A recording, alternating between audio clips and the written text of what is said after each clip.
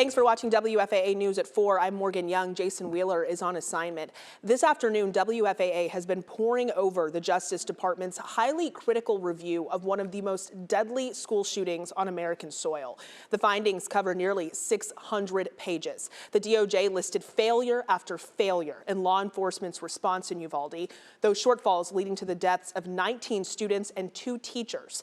After the Justice Department held a press conference on its report, the victims' families held one of their own. They say while the report was a step in the right direction, they were expecting more transparency and accountability, noting that not all of the names of the responding officers were included in the review. I don't understand why they are allowed privacy. My child, their children, they are named in this report because they are dead. Everybody should have been named. Much of what was in the Justice Department's report had already been made public, but there are some details that we are digesting for the first time. WFAA's Matt Houston has spent hours reviewing these findings. Matt, what have you learned? Well, you said it. To date, reviews of this tragedy have focused on law enforcement's failure to kill the shooter, but the nearly 600-page DOJ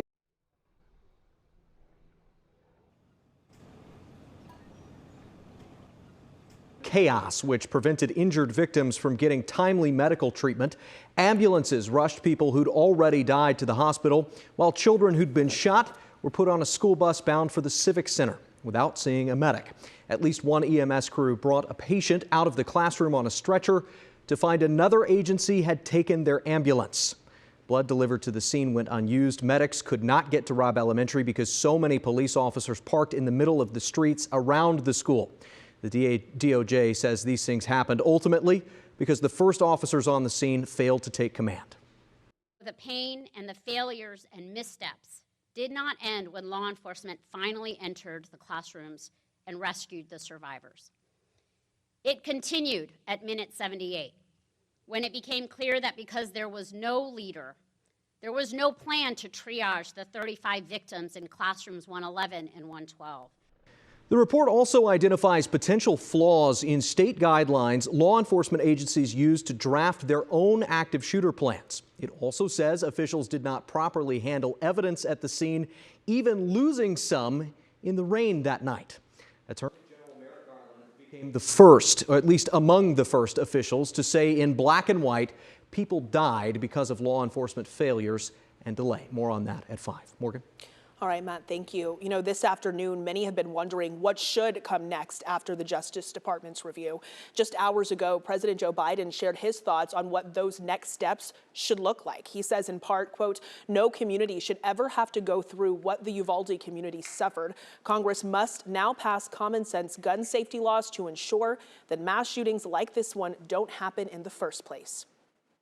As you heard, the report highlighted a harsh reality that victims' families already knew, and it's that this shooting should never have happened. Our Tiffany Liu has been going over this report and has more from our newsroom.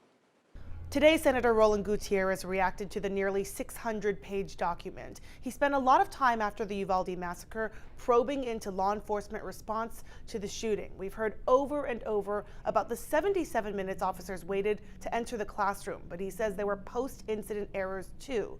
Gutierrez said an ambulance couldn't be moved for 45 minutes and a teacher ended up dying. He talked about how helicopters were not able to land at the school. Gutierrez says we know a lot of what's in this report, but now the failure of law enforcement response is finally in writing.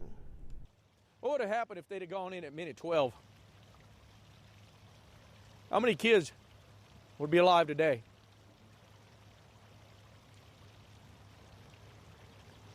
They all need to explain themselves to us. And I'll tell you this, not a day goes by these families don't miss their loved ones. These are the faces of the 19 children and 2 teachers killed. They are the reason why this new DOJ report is so crucial. Families are hoping it prompts action.